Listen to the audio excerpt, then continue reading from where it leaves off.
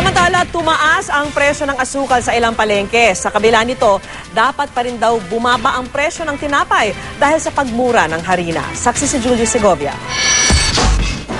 2 piso kada kilo ang itinaas ng presyo ng asukal sa ilang palengke sa Quezon City.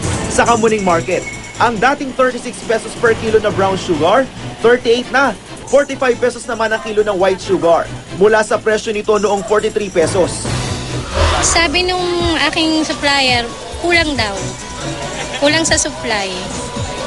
Pero mabili ba sa'yo ang asukal? Oo, kasi ginagamit nila sa palamig, sa puto.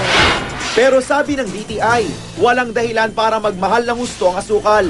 Ang demand daw ay tumataas. Yun ang sinasabi. And but we do not have any supply shortage, so dapat hindi na bumalik sa dating 60 peso level.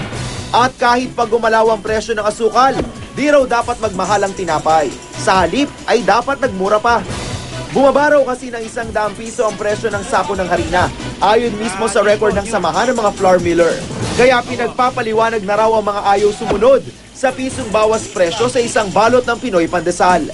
It's now the bakers now who should give us their reasons why, para hindi lang Pinoy Pandesal, kung hindi pati Pinoy Tasty, and maybe the other branded loaf, kung pwedeng bumaba na rin. Pero ayon sa Filipino-Chinese Bakers Association, di sila nagbago ng presyo dahil 900 piso pa rin ang bili nila sa kada sako ng magandang klase ng harina.